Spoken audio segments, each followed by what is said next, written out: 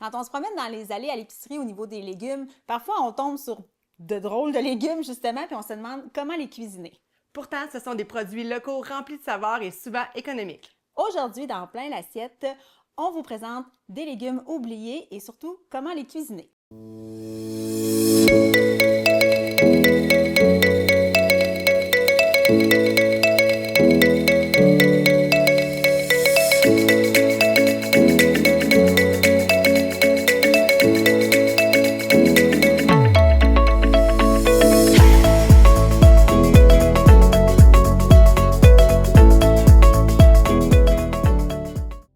Bienvenue dans Plein l'assiette, l'émission qui te cuisine des solutions. Ici, on t'aide à mieux cuisiner avec des astuces qui sont pratiques et accessibles. Je suis Caroline. Et moi, c'est Mylène. On te donne des trucs et des astuces pour cuisiner, t'organiser et retrouver le plaisir de bien manger. Bonjour Mylène! Salut! Aujourd'hui, on avait envie de faire découvrir les légumes, mais Oui. surtout des légumes des fois oubliés. Oui, exactement. Dans le fond, des légumes qu'on retrouve en supermarché, mais qu'on n'a pas tendance à acheter.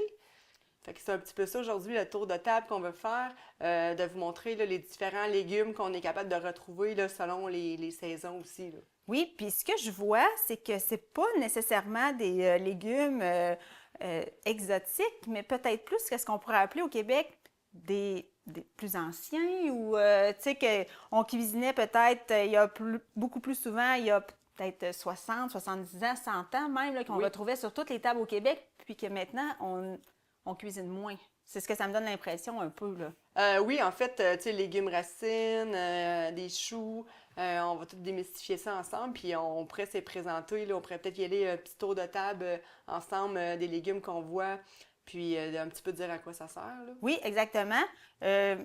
On va peut-être Ouais, vas-y, emmener... on va y aller en ordre. Oui, est-ce qu'on prend avec notre support visuel? Ah, tu peux aller chercher notre support, oui, parce qu'on on en pouvait a pas. beaucoup. Oui, il y en a beaucoup. On en a vraiment beaucoup. On ne pouvait pas toutes les prendre non plus. Il y en a qui ne sont pas nécessairement de saison et qu'on ne retrouve pas là, à tous les supermarchés. Oui, bon, dans le fond, ben justement, ce qu'on suggère d'essayer dans les légumes, si on y va avec ce qu'on a ici sur la fiche, puis celui-là, je pense qu'on l'a sur la table. Le navet, que moi, je connais beaucoup au niveau plus dans des ragoûts ou des potes Oui. au feu. On mélange ça souvent avec la carotte. Là, on voit souvent navet et carotte ensemble. Le chou rave. Le chou rave, toi, tu cuisines ça comment? Bien, on peut vraiment le couper, en faire des fines tranches ou des grosses tranches et les faire rôtir au OK. four. Là, c'est quand même plus coriace. Sinon, vraiment des petites juliennes pré-cuites, on peut s'en faire une petite salade aussi. Là. Avec le chou rave, d'accord. Ça, j'en vois quand même régulièrement à l'épicerie. Ça, c'est peut-être un petit peu plus exotique, mais la fenouil, quand on voit ça, ça a l'air un peu intimidant, ce gros bulbe-là. Avec toutes il y a- ces grandes feuilles. Oui, ces grandes feuilles qui ressemblent un peu à de l'anis que tu me Oui, disais tantôt. exactement. Ça, c'est plus un goût de réglisse noire. L'anis un peu. Oui. Puis, est-ce que ça se cuit? Ça se mange cru? Oui, toute cette cuisine, dans le fond, encore une fois, on pourrait le faire un peu braisé, là, c'est-à-dire on pourrait juste le couper en quartier, l'envoyer au four aussi. On peut aussi le faire cuire aussi avec un bouillon, couvercle sur le feu, là, dans une sauteuse là, bien fermée. Là. Oui. Tu vois, moi, c'est quelque chose que je mélange parfois. Je ne sais pas si tu vas pouvoir m'aider. On a le rutabaga. Je suis portée des fois à mêler... navet plus sucré, rutabaga, rabiole aussi, là, c'est très petit, plus petit. Donc, c'est... Ils sont tous dans la même famille, Oui. mais ils ont peut-être des saveurs puis des formes Oui, différentes. un petit peu plus d'amertume. Il va être beaucoup plus gros, beaucoup plus petit. Les navets plus petits, les rutabagas peuvent être plus gros, le rabiole plus petit. Alors, ici, ce qu'on a sur le comptoir, tu nous as apporté Rutabaga. un rutabaga. Ouais. Tu peux peut-être le montrer avec la chair Oui. très crème. Puis c'est celui-là souvent qu'on peut voir aussi dans les pots au feu ou avec la carotte. Oui, exactement. C'est vraiment celui qui est plus gros, qu'on a l'habitude de voir dans les supermarchés. Celui qui est le plus courant, là. D'accord. Sinon, ce qu'on a aussi, tu as apporté de la patate sucrée. Patate sucrée. Ça, on en voit de plus en plus maintenant dans les restaurants et souvent, ils nous offrent le choix entre la pomme de terre frite standard et pomme de terre Oui. sucrée. Fait que ça, ça aussi, On là, les ça voit de commence plus en plus. La purée de pommes de terre aussi sucrée qu'on voit de plus souvent.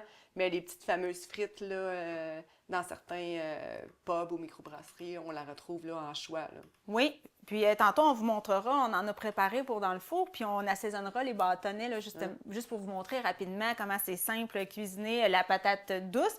Sinon, dans les autres légumes racines qu'on appelle... Le panais, ceci, oui, moi, le genre de carotte blanche avec un petit peu plus d'amertume. c'est l'amertume qui va faire la différence de la carotte au niveau de ça. Ben ça, on appelle ça un panais, là. Oui. Fait que dans le fond, c'est pas une carotte blanche parce qu'on peut Non. avoir les carottes jaunes, carottes un peu plus pâles. C'est vraiment le panais qui est vraiment beaucoup plus amer. Encore là, on peut s'en servir de la même façon que les carottes, soit en bâtonnet. Ici, j'ai fait des petites rondelles qu'on a juste blanchies. C'est un bon légume d'accompagnement aussi. Sinon, une bonne crème de panais, c'est super bon pour acheter une poire aussi pour couper l'amertume. Donc, ça fait comme un potage qui se balance bien, là. C'est pas nécessairement un légume qu'on va venir mettre dans une assiette de crudité, mais qu'on va plus emmener en cuisson, justement. Oui, toujours. C'est toujours préférable là, de l'emmener comme ça, de cette façon-là. Puis quand on peut le casser justement avec un fruit, bien là, il passe mieux là, au niveau, justement, des fois, les gens qui aiment moins ce qui est amer, là.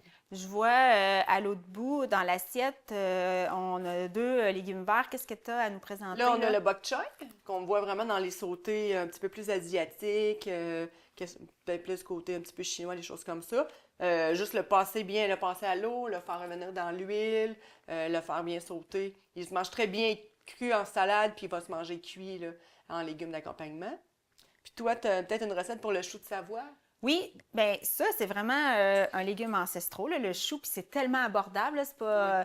des fois, ils sont 1, 2 $, on a un gros chou, puis on peut faire beaucoup de choses. Moi, j'aime beaucoup ce type de chou-là, il est comme tout nervureux. Je fais mes cigares au chou avec celui-là, puis... parce qu'au niveau, en tout cas, de la feuille, je trouve qu'elle se travaille quand même bien pour faire les rouleaux.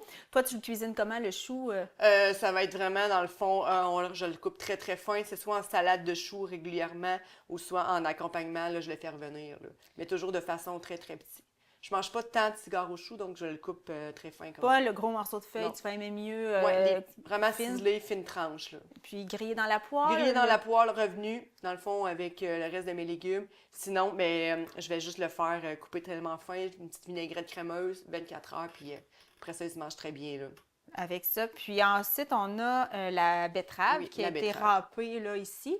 Mais sinon... Parce que la betterave, je sais pas toi, mais on dirait que les gens sont plus tendance à acheter les betteraves marinées. Oui. Tu sais, les gens ils associent betterave à « OK, j'achète des betteraves marinées », mais c'est pas que ça, parce qu'on retrouve vraiment les betteraves entières. Là, on a des rouges, on peut retrouver des jaunes aussi. Et on peut en faire, dans le fond, du râpé. On peut se faire des quartiers de betteraves aussi. Puis ça fait des super de bonnes salades colorées là, pour le betterave râpé là, qu'on va faire tout à l'heure, là. J'ai l'impression que les gens se privent d'acheter ce type de légumes-là parce que justement, ils pensent qu'il y a une grosse préparation de pré-cuisson, bouillir, mariner et tout ça. Mais une betterave cuit vapeur en morceaux comme ça avec une vinaigrette, ça fait un très bon accompagnement. Là. On n'est pas obligé d'aller dans le marinage. Ce qu'on retrouve dans le temps des fêtes là, sur nos tables là, avec les pâtes à viande, oui.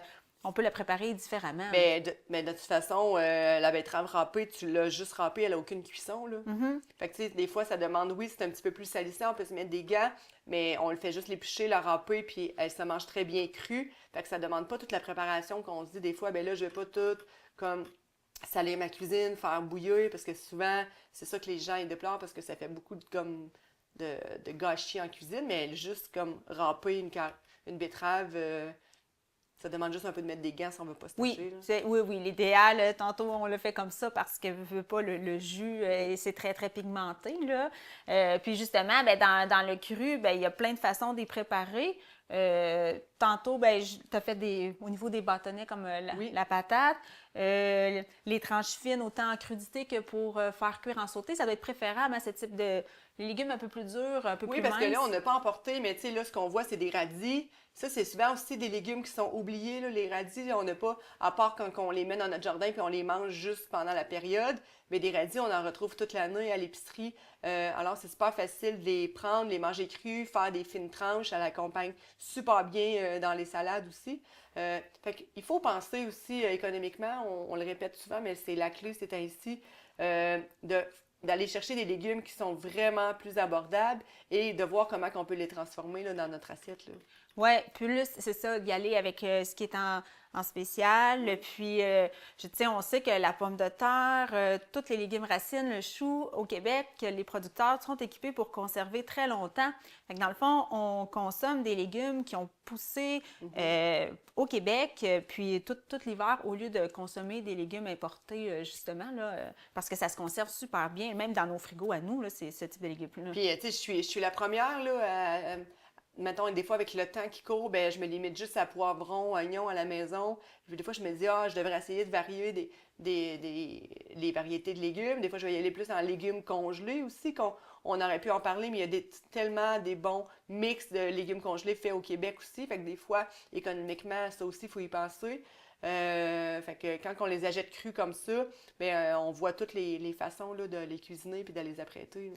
Oui, fait que, tu sais, c'est des fois de prendre peut-être un petit peu plus de temps dans ce rayon-là pour voir ce qui s'offre à nous au lieu justement d'aller chercher le paquet de poivrons puis toujours rester les Parce qu'on se retrouve avec beaucoup de légumes qui périssent rapidement parce que ces légumes-là, les pommes de terre, betteraves, navets, c'est des légumes qui vont rester longtemps dans votre frigo ou dans votre garde-manger.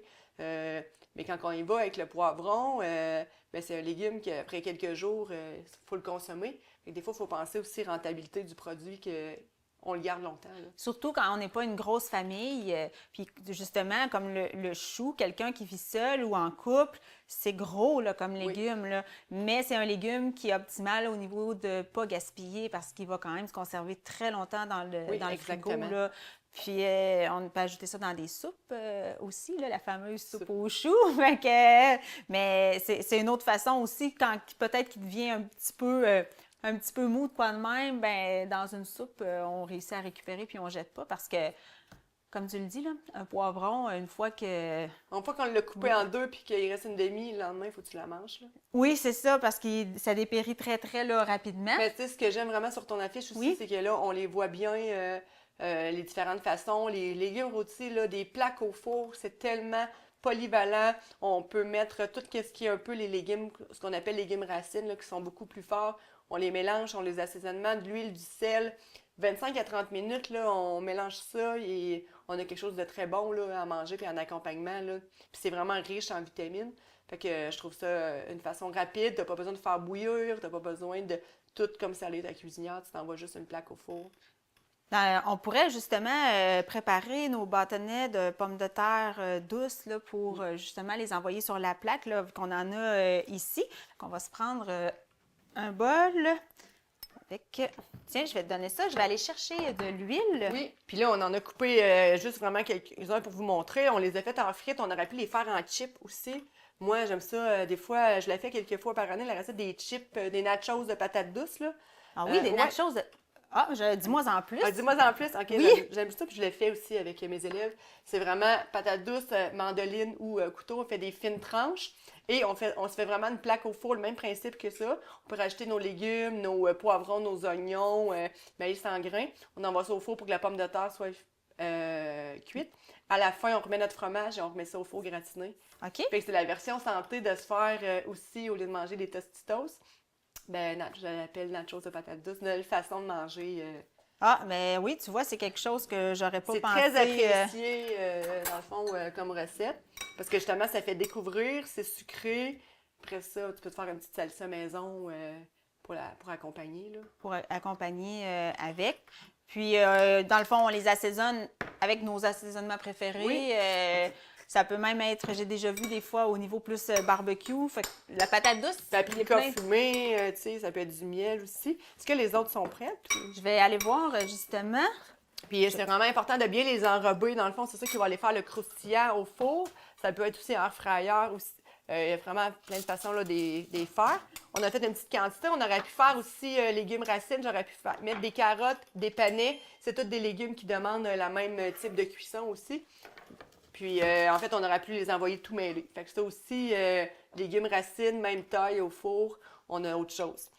Oui, bien, regarde, c'est quoi, on a eu à peu près 20 minutes, 20 minutes dans le four. Fait qu'on a là, une petite frite ici qui est prête à manger avec notre steak ou notre viande, ou juste comme ça aussi avec une bonne mayo, là. Oui, une bonne mayo épicée là, qu'on peut se faire. Tu sais, on a déjà parlé de ça, les maillots maison. Puis Oui, ensuite, sinon, une maillot commerciale, puis on se rajoute des petites choses dessus. oui. On va tasser ça ici. Si tu peux peut-être me sortir un autre linge Ouais, parce pour que pas la que tu plaque brûles, là. est très chaude. On va mettre ça juste, Ici, juste pour pas qu'on se ici. brûle. Et voilà. Parfait. Ensuite, ben là, on avait, c'est ça, ce qui était, il y a plein d'autres façons de les cuisiner, sauter, poêle, purée, mélange. Fait que, Oui, parce qu'on va se faire une petite salade sautée, là, genre juste mélangée là, aussi. C'est vraiment simple, puis ça demande vraiment un peu de cuisson. Là. d'accord. Fait que est-ce qu'on est rendu, ah non, je crois que, ben on a nos techniques, mais tu voulais nous parler justement des légumes à mélanger ensemble. Ceux qui ont un bon Oui, mais mix. c'est ça, dans le fond, je vais juste refaire un petit peu de pouce sur qu'est-ce que tu disais, je disais pendant que tu allais au four. Oui, Tu sais, on peut se faire aussi, dans le fond, plaque de légumes racines. Oui. Fait que les légumes racines, les carottes, les panais, les pommes de terre douces, ça pourrait être aussi des pommes de terre régulières qu'on pourrait se faire des frites et on pourrait les envoyer au four. L'important, c'est d'avoir des légumes qui vont avoir le même temps de cuisson. d'accord. Parce que sinon, si je m'en vais mettre tous des légumes, là, je rajoute un poivron, j'ai laisse 30 minutes, mon poivron, il va être brûlé. Donc, c'est important d'avoir vraiment des légumes qui mixent quand on fait la cuisson. Même chose que si on voudrait se faire, exemple, un potage, on va y aller encore avec des légumes là, qui demandent environ le même temps de cuisson, surtout si on veut s'en faire un potage qui est au niveau de la soupe avec des morceaux. Là. Oui, bien, on vous invite au niveau des temps de cuisson, vous pouvez vous rendre sur notre site web. On a un outil, l'assistant de cuisson.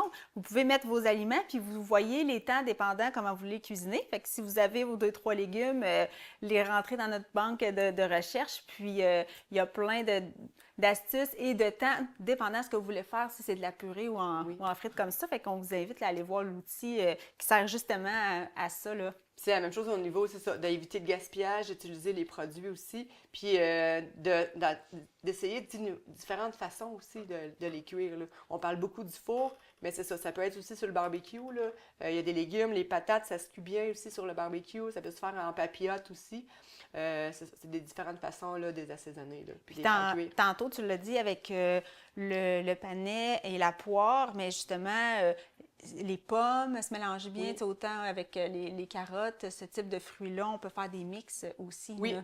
exactement. Tu sais, il faut s'amuser aussi, puis il faut s'assurer de toujours doser. Puis c'est bien de rajouter un fruit là, dans la cuisson, là, justement, quand on parle de quelque chose qui est comme le navet, le panais, qui a un petit peu d'amertume ou la fenouil, on va aller doser là, avec quelque chose de sucré pour vraiment avoir quelque chose de bien en bouche. Là.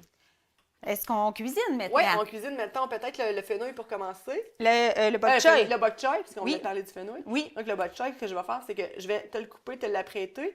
On va pouvoir le faire revenir un peu avec de l'huile. Donc, si tu veux faire chauffer ta poêle pendant que je viens le couper, je vais juste couper légèrement le petit bout ici pour quand même le garder. Et je vais le couper en quartier. Tu vas pouvoir le faire revenir. C'est souvent utilisé dans les cuisines asiatiques. Hein. Je vais nous retirer ça ici. On va me parler de technique. Oui, c'est ça, dans les sautés asiatiques, Oui. on va les voir. Il y en a d'autres, ils ont différents types de choux, hein, comme ça, au niveau asiatique, les bok choy. Des fois, il y en a qui sont tout petits. Oui, oui, il y en a aussi. des plus petits, des plus gros. Là, je te les ai laissés quand même encore avec le petit bout pour que ça se tienne bien. Oui. Donc, de l'huile, après ça, sel, poivre, puis on peut y aller comme ça aussi, là, sans problème. Fait que tu vas pouvoir faire revenir ça. Ça va être bon aussi pour accompagner un steak. Tu sais, c'est une belle façon aussi de l'accompagner. On peut se faire un genre de pantaille, des nouilles aux œufs, du poulet, et on le rajoute simplement à la fin avec des fèves germées aussi. C'est quelque chose qu'on aurait pu emporter aujourd'hui. Oui. Les fèves germées, c'est quelque chose qu'on n'a pas tendance à acheter parce qu'on dirait qu'on fait juste comme un sauté de fèves. Oui, puis ben, on est porté, justement, tu as parlé de steak à accompagner souvent notre légume. Brocoli, asperges, Oui. tu sais, dans nos légumes verts, mais ça, c'est un autre type de légumes verts avec plein de vitamines aussi, là, qui Oui, peut puis c'est des changer. légumes qui sont peu coûteux, des légumes qu'on retrouve. Tu sais, on vous l'a dit, là, on essaie de vous faire découvrir des légumes un peu oubliés pour les ramener. Fait que ta poêle est partie, je t'invite Oui, à faire Je ça. vais voir ici. J'ai mis un peu d'huile d'olive pour OK. pouvoir. Tu as mis de l'huile faire d'olive? Oui, OK. un tout Mais petit peu. mets-les pas trop fort. Non, là. non, c'est ça. Non, non, faut pas trop la chauffer. Donner un petit goût. Tiens, ça Puis ici. les faire revenir, puis c'est pas très très long, là. C'est quelques Non. minutes, dans le fond, pour les revenir. peut-être pas toutes les mettre, là. On va en Oui, mettre quelques-uns, on les fait sauter, puis après ça, ça va être de les manger sur le champ parce que c'est quelque chose qui va quand même ramollir, là. À le faire réchauffer le lendemain, il va être quand même très petit, là. c'est mieux De les de... manger sur le champ. Oui, tout de suite, Oui. et pas nécessairement meilleur. C'est pas nécessairement meilleur le Non. lendemain dans Ben, ce ça type-là. se mange bien le lendemain, là. C'est juste que c'est vraiment un légume que c'est préférable de manger tout de suite, comme les frites. Ben, c'est bon quand on les mange maintenant. Le lendemain, des frites réchauffées, c'est un petit peu plus fade. Mais il y a des légumes comme les betteraves râpées, comme les salades de choux. Ben, ces légumes-là, dans le fond, il faut vraiment plus leur faire donner du goût. Fait qu'eux, ils vont être meilleurs le lendemain quand ils vont avoir pris toute leur saveur, là. Parfait. On peut les laisser un petit Oui. peu dans la poêle. Ouais. Pendant que, mettons, je tasse ça, puis on prépare une autre petite salade. Oui, on avait là, justement La la petite salade. salade avec la betterave. C'est Oui. ça que tu voulais faire? Oui, je voulais faire la petite salade avec la betterave. Ici, en fait, parce que je me dis, c'est quelque chose que je voulais vous montrer la facilité d'utiliser les aliments crus. Donc, la betterave, on l'a dit, il n'y a aucun temps de cuisson. Là, tu l'as juste épluché, tu l'as râpé. Oui. Et je vais en faire une salade d'accompagnement et non une salade repas. Fait que dans le fond, ça serait encore là pour accompagner une poitrine de poulet, accompagner un steak, filet de porc. Et on va aller chercher nos grains entiers, on va aller chercher nos légumes, puis un petit peu de croquant. Et on va compléter avec notre viande. Fait qu'on vient diversifier encore Oui. là l'accompagnement en Oui. utilisant ce type de légumes-là que seulement d'y aller avec la pomme de terre en purée qu'on va Oui. être porté à faire. Je vais tâcher un petit peu de Oui, noix parce pour qu'ils mettre sont dedans. quand même assez grosses. Oui. Et là, je vais mettre beaucoup de couleurs de betterave, dans le fond, dans notre quinoa. T'as mis, c'est quoi le grain qu'on a J'ai mis, utilisé? j'ai mis du quinoa, j'ai dit l'orge. Oui, on en a cuisiné Ouais. de ça, mais le quinoa peut être très bien Oui. aussi, hein? C'est un autre grain qui peut être utilisé. Dans le fond, c'est de l'orge. Le temps de cuisson, vous pouvez aller voir nos autres épisodes. Sinon, une trentaine de minutes pour ce type d'orge-là qu'on peut faire en préparation puis qui peut être bon toute la semaine. Et on peut varier là, notre accompagnement. Là. Oui, on peut en faire des salades, mais aussi on peut en faire vraiment quelque chose d'accompagnement dans l'assiette. Ça s'en vient dessus? Oui, On va les je vais tourner ça. Je vais te montrer ça, voir qu'il puisse prendre une belle coloration. belle coloration, On garde oui. un peu le croquant, hein? Oui, il faut garder le croquant, sinon quand ça devient trop mou, là, c'est pas agréable. Donc encore une petite coloration de l'autre côté pendant qu'on finit. J'aime bien petite faire salade. ça sur le barbecue, moi. Oui. Ce genre de légumes-là, là, l'été. Là. Mais c'est surtout, c'est pour ça que j'ai gardé dans le fond la tête. Dans le fond, j'ai pas tout coupé. Ça permet de garder vraiment les bok choy en quartier. Ça fait une plus belle présentation. Oui, sinon, ils sont portés à se défaire un peu. Fait que notre salade, ici, il nous restait Oui. les noix à mettre. Ça ici. Puis là, on pourrait rajouter un petit peu d'assaisonnement dedans. Tu veux avoir l'huile et les assaisonnements. Ça ici. Ça n'a pas besoin, c'est quand même goûteux, hein, la betterave. On n'a pas besoin de mettre beaucoup d'herbes ou des choses comme ça. On met un petit filet? Oui, un petit filet d'huile parce que déjà, dans le fond, les betteraves vont sortir leur goût. Les noix vont donner aussi un petit peu de goût. Et on va possiblement avoir des saveurs dans notre assiette là, en accompagnement. Fait qu'en mélangeant tout, on ne veut pas avoir des saveurs qui vont aller masquer notre viande là, ou notre poulet, peu importe ce qu'on va accompagner avec ça. Si on accompagne avec une sauce, justement, ou un petit jus de cuisson. Fait que tiens, Ça on fait a quelque ça chose ici. de très coloré. Puis on se rappelle qu'on veut avoir des choses qui sont colorées, des aliments qui sont croquants aussi. C'est important de varier les textures dans les repas. Fait que tu nous amènes ça ici, je te ramène un autre linge.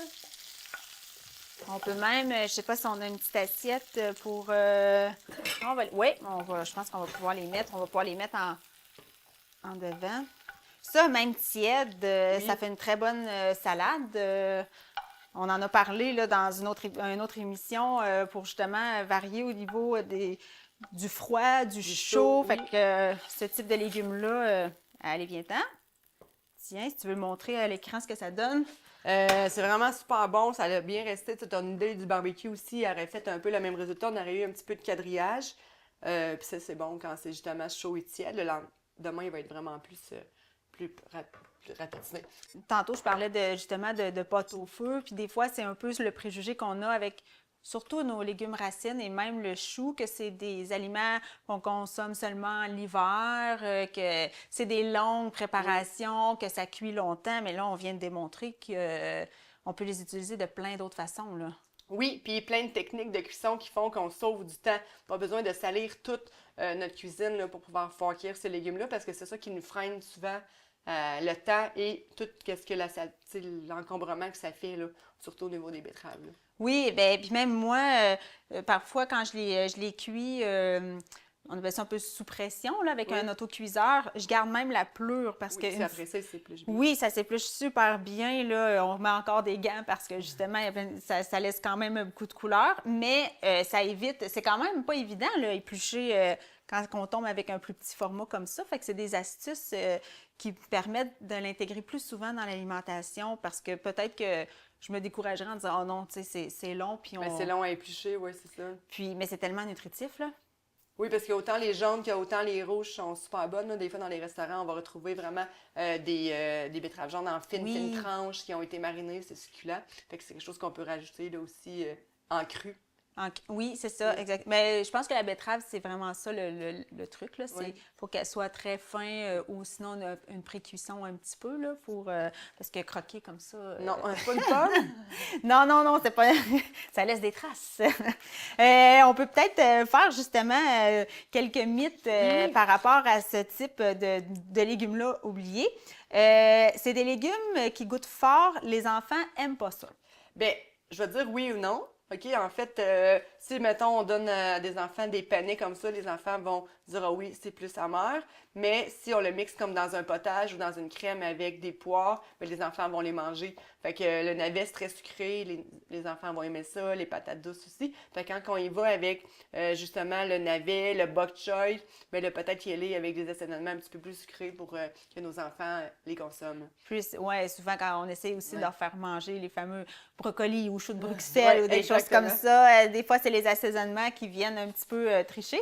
Mais pour en faire régulièrement de la purée de pommes de terre douce, ça passe super bien, là, ça avec la viande au lieu de la patate pilée standard. On peut la mixer, patates douces, carottes aussi. Oui.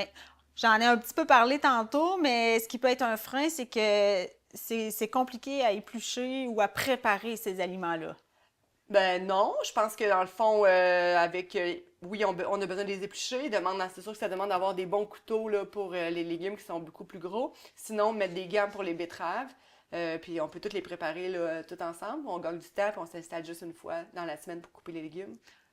On n'en a pas sur notre table, mais on a parlé un petit peu tantôt sur notre affiche de la fenouil que, bref, il n'y a pas grand-chose à faire avec ça. Mais non, parce qu'on peut l'incorporer justement avec plein de sortes de viandes. Toutes les viandes, on peut l'incorporer. On peut faire des bons braisés, rajouter justement tous les autres légumes, se faire un gros pot au feu avec ça. Sinon, ça peut accompagner bien le poisson aussi. Oui. Justement, son feuillage, aussi, on peut s'en servir pour faire vinaigrette crémeuse, trempette, marinade aussi. Là. Bref, on vous propose d'essayer. C'est ce qu'il faut retenir de l'émission. Essayez, osez, revenez à ces légumes qu'on appelle un peu ancestraux que nos grands-parents, arrière-grands-parents cuisinaient presque à tous les jours. Puis vous allez voir sur la facture d'épicerie, ça a quand même une belle incidence. Puis vous mettez plus de légumes dans votre assiette à chaque journée. On vous invite à rejoindre la communauté de Plein l'Assiette sur Facebook, YouTube, notre chaîne. Il y a d'autres astuces, d'autres capsules qui sont mises. Alors abonnez-vous pour justement rien manquer là, quand on met des nouvelles astuces en ligne. Alors, on se dit à bientôt dans Plein l'Assiette.